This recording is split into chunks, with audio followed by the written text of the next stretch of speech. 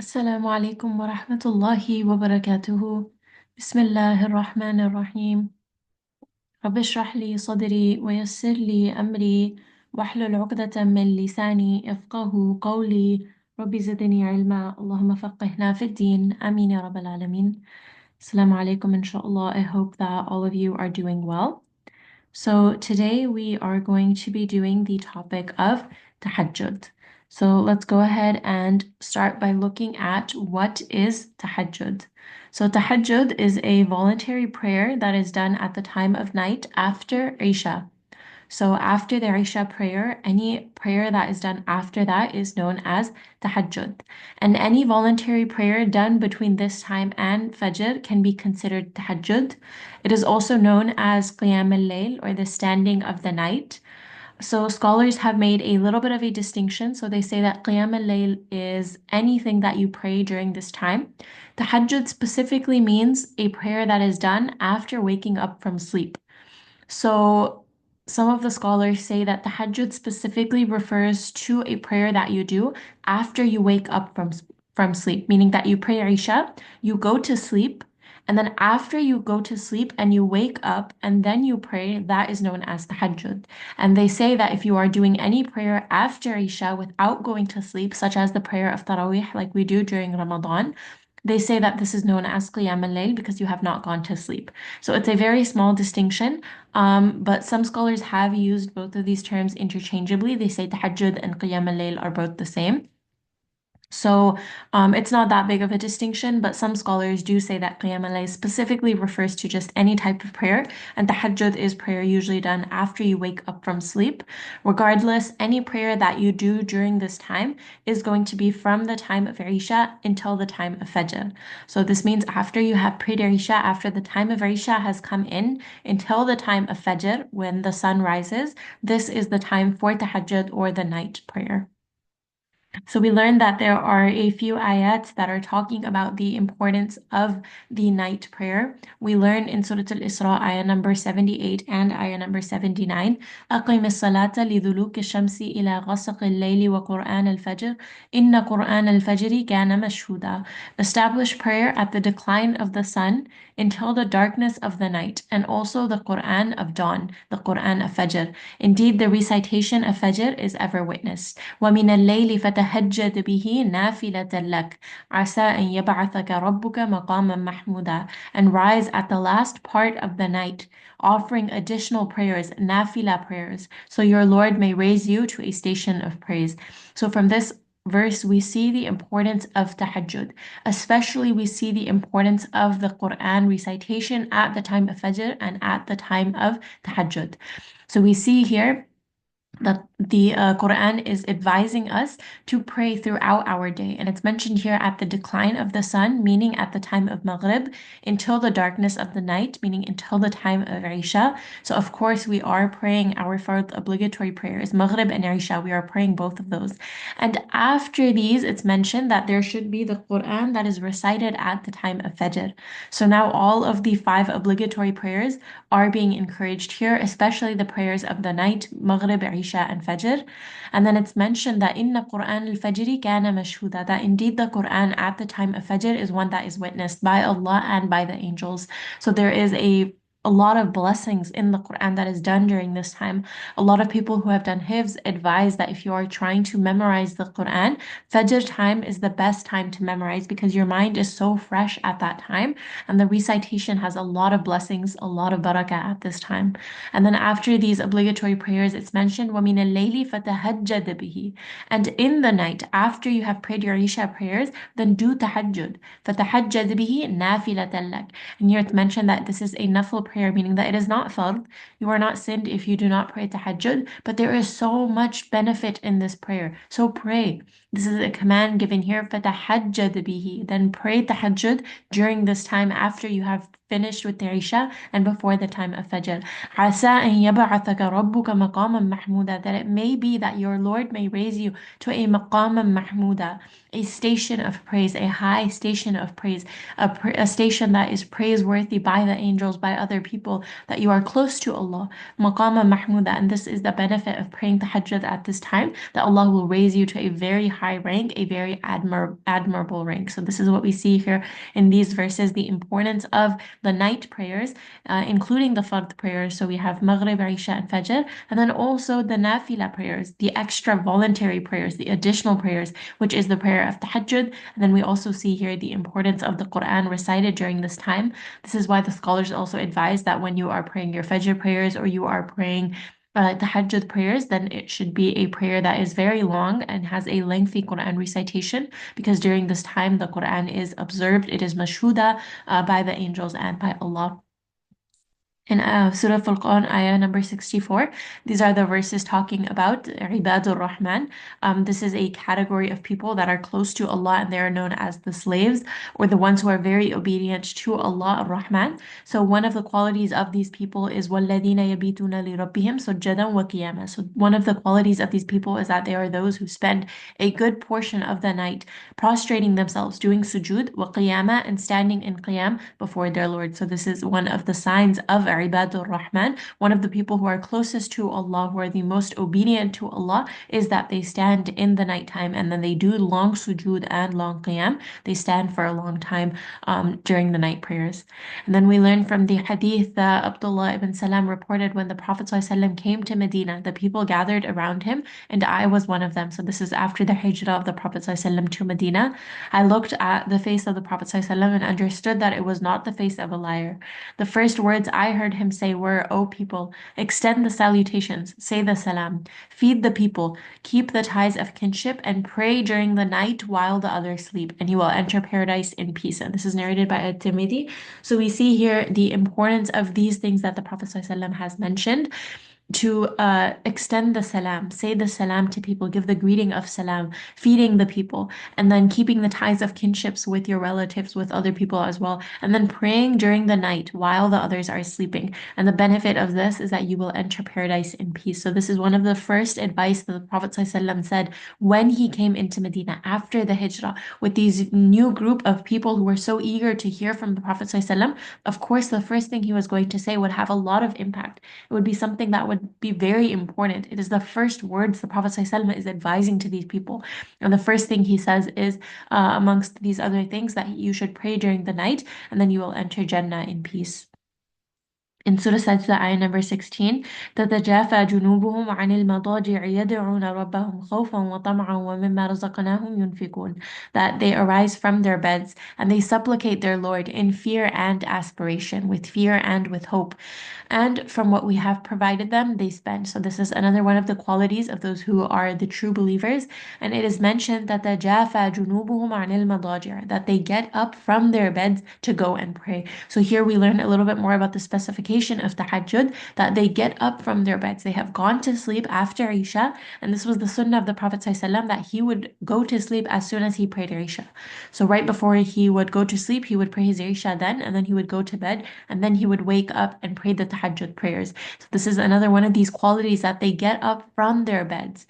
And the reason why this specifically is mentioned here is because this is something that is very difficult. It is easy to pray when you're already awake. When it's time for Isha and you are already praying, this is considerably a lot easier than getting up in the middle of the night after having sleep. And then at that time, you are more tired than you would have been if you had never gone to bed. And getting up from the coziness of your bed and making wudu with that cold water at that early of a time is very, very difficult. So this is something that is rewarded a lot by Allah. And Allah specifically mentions that they get up from their beds to make dua to Allah and to pray tahajjud. And He says, يَدْعُونَ رَبَّهُمْ خَوْفًا وَطَمَعًا, that they are in fear and in hope, that they get up because they are fearful of something and they want to ask Allah's help for whatever it is that they are fearful of. And they are also hopeful. They want to ask Allah for things. Tama'a, that they have this hope and this aspiration that they ask Allah and Allah will grant this to them. So they are making dua specifically during this time. And we learn that the dua during this time of tahajjud is very, very special compared to du'as at the other times of the night. Inshallah, we'll look at the hadith specific to this, but we learn that they get up from their beds to make this du'a and to pray tahajjud during this time. We learn in Surah Zumar, ayah number 9, أَمَّنْ هُوَ قَانِتٌ آنَاءَ اللَّيْلِ سَاجِدًا وَقَائِمًا يَحْذُرُ الْآخِرَةَ وَيَرْجُو رَحْمَةَ رَبِّكَ, is one who is devoutly obedient during periods of the night, prostrating and standing in prayer, fearing the hereafter and hoping for the mercy of his Lord, like one who does not. قُلْ هَلْ يَسْتَوِي الَّذِينَ يَعْلَمُونَ وَالَّذِينَ لَا يَعْلَمُونَ. Say, are those who know equal to those who do not know? إِنَّمَا يَتَذَكَّرُ أُولُو الْأَلْبَابِ. Only they will remember who are the people of understanding. So we learn in this ayah as well that someone who is قانت آناء الليل, that they are devoutly obedient, standing in the nighttime for this prayer, ساجدا وقائما, that they are doing long prostrations and long qiyam, standing for a long time, and reciting a long amount of Quran. يحذر الآخرة, that they are fearing the hereafter. ويرجو رحمة ربك, and that they hope for mercy from Allah. So again, we see خوفا وطمعا, like in the previous ayah that we covered, that they have fear and they have hope. So in both of these cases, they have fear of the hereafter, that they will meet Allah. So they make dua for this. وَيَرْجُو رَحْمَةَ رَبِّهِ, and they know that there is a mercy from Allah, and they are hopeful of this. So they make dua. So the person who does all this is not equal to someone who does not do this. And it said that, say, are those who know equal to those who do not know. So perhaps are the people who know the benefit of this equal to the people who do not know the benefit of this? Is someone who knows how important this is equal to someone who does not know and who does not do this?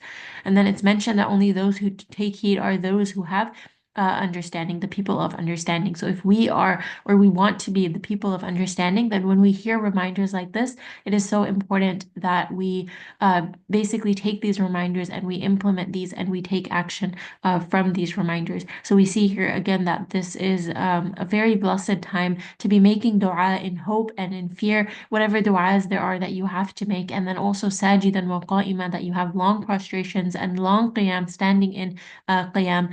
And then we see here that they are qanitun, that they are devoutly obedient, that they are focusing solely on Allah, and they put aside the pleasures of all else. So even the pleasures of sleep, they put that aside and they give into some discomfort to stand during this time because they know the value and importance of this time. We learn from the hadith, Allah descends every night to the lowest heaven when 1/3 of the first part of the night is over. So 1/3 of the first part of the night. So this is, if we divide the night within 3 parts, starting from the time of Isha until the time of Fajr, you can divide in 3 parts. So it's mentioned that Allah comes down during the first part of the night, 1/3 of the first part of the night, and He says, I am the Lord. So this is after the time of Isha. He says, I am the Lord, I am the Lord. Who is there to supplicate me so that I answer him? So who is there to make dua so that I can answer his dua? Who is there to beg of me so that I grant him? And who is there to beg forgiveness from me so that I forgive him? And he continues like this till the day breaks. So the entire night, Allah is there and He is close, asking asking the people, who is there who wants to make dua to me? And He is ready to accept the dua. He is ready to forgive someone. He is ready to give him what it is that he has asked for. When Allah Himself is saying that I am so willing during this time to answer your du'as, why is there no one getting up and making du'a during this time?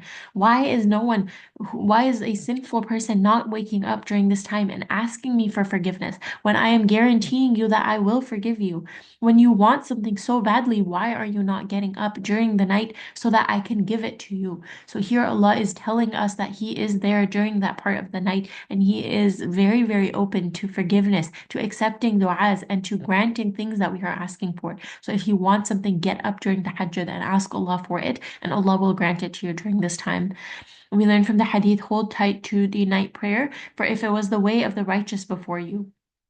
Meaning the people before us used to do this as well. This is not something new. We learned that the prophets before us, the righteous before us, used to always get up during the night as well and have their way of night prayers. It is a way of drawing closer to your Lord, an expiation for wrong deeds, and a shield from sin. So it is a way of getting close to Allah. If you have done any deeds, again, like Allah mentioned, if you are asking forgiveness from this time, Allah will forgive you. So it's expiation for these wrong deeds, and it is a shield from sin. If you are getting up for tahajjud, it is likely that you are strengthening your iman to the point where it is helping you shield yourself from sins.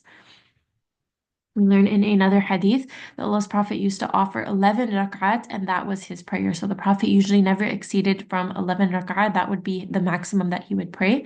He used to prolong the prostration to the extent that one could recite 50 verses of the Quran before he would lift his head. So his sujood was so long that someone could recite 50 ayat of the Quran and then he would lift his head. So and during that time, you can imagine how long the sujood was. He used to pray 2 rak'ah sunnah before the Fajr prayer and then used to lie down on his right side till the adhan maker came and informed him about the prayer. So he would recite 11 rak'ahs, and after these 11, he would pray the 2 rak'ahs before the Fajr prayer. And then he used to lie down until the time came for Fajr, when the Mu'adhin would come and basically inform him that Fajr was going to happen and that he was going to give the adhan or the call to prayer. And we see from this hadith how long his sujood used to be, that he would be in that sujood for the time that it would take to recite 50 verses. So you can imagine how long his sujood was, and then you can even imagine how much longer his qiyam must have been. We learn from another hadith, the closest that the Lord is to his slave is in the latter part of the night. So if you can be one of those who remember Allah at that time, then do so. So we learn from this that the best time to make dua and to pray tahajjud is at the last third of the night. So if you would like to go to sleep, then the best time would be right before Fajr, you get up. That is the last third of the night. That is when Allah is closest. So if you would find it difficult getting up in the middle of the night, then at least a couple of minutes before Fajr would also be included within this time. That is one of the easiest ways to pray tahajjud. Set your alarm just 5-10 minutes earlier than you would normally get up for the Fajr prayer. And then that should be the best time, inshallah, to pray tahajjud. Okay, so let's look at some of the benefits of tahajjud. We did already cover a few of these from the previous verses and the previous hadith. But number one, tahajjud prayer is one of the best ways to get close to Allah subhanahu wa ta'ala. The connection that you feel during this time, you will not find anywhere else. And personally, it is one thing that when you do it, you will not find a closeness like this with any other form of ibadah, because you are praying in the darkness of your home while everyone else is sleeping and you are solely talking to Allah. So you find this closeness to Allah. And we also learned from that previous hadith that the closest that Allah gets to a person is during the last third of the night. So if you would like to be close to Allah, then the best time to do so is the tahajjud prayer. And then also, like we covered, you will be included with the Ibadur Rahman. Ibadur Rahman, we learned, are the most the closest of slaves to Allah. They are the most obedient of the slaves of Allah. So if you would like to be amongst this very exclusive special category, then you have to pray tahajjud. It is one of their characteristics. It also gives inner strength and mental peace. We learned that these people are the ones who are coming to Allah khawfan wa tam'a, that with fear and with hope. So when we are leaving all of our fears in the hands of Allah and saying that, everything that we are going through, we know that you, Ya Allah, can take care of all of my affairs, that everything that I'm going through, I am scared, but I will trust you. I will have tawakkul in you. This will give you inner strength and also mental peace, knowing that you have someone there that you can talk to, like having a therapist. You look forward to these conversations with Allah, and this gives you that inner strength and that mental peace. It also averts acts of sin and wickedness. As we learn, it prevents you from committing sins, because someone who wakes up at that time has a certain closeness to Allah. Perhaps you are making these du'as, that Allah protects you from all of these things and Allah has accepted your dua. So this also makes it harder for you to do sins, and it averts these acts from you. Like we learned, it is the best time also to make the wishes or du'as that you have been wanting to make. Anything that you would desire, get up during tahajjud and Allah will grant it to you. It is also a way of helping with everyday problems. Like we learned that if you are fearful of anything, if you are hopeful of anything, then performing this prayer will completely place your trust in Allah, have tawakkul of Allah, and it will help you kind of leave all of these other worries. You will not be worrying too much because you know that you trust Allah for these matters, and Allah will grant this to you. And then also granting patience even in the face of problems, meaning that even whatever it is that you are going through, you know that you have someone you can talk to. You can talk to Allah. We learned the saying of the Prophet Yaqub, إِنَّمَا أَشْكُو بَثِي وَحُزْنِي إِلَى اللَّهِ, that I only complain of my fear and my grief to Allah. So we learned that this will also give you patience in hardship, because you know that whatever it is that I am going through, I can get up during tahajjud and make dua to Allah and have the sense of closeness, and I don't have to worry about these things. So these are some of the benefits of tahajjud.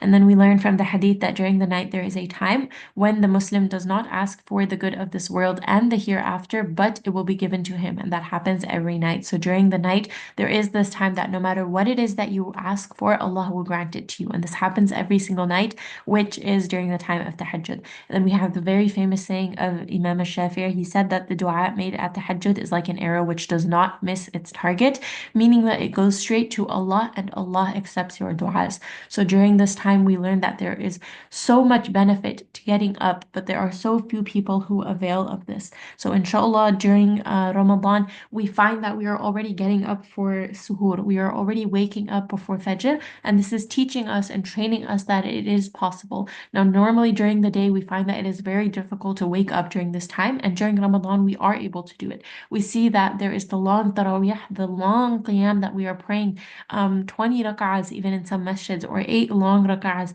and we are finishing almost a juz, more than a juz in certain masajids. And we see that if we are able to stand for this long, we are definitely able to stand for the tahajjud prayer and have long qiyam, have long sujood. So the time of Ramadan is the time of cultivating these habits, training our bodies that we are able to do this.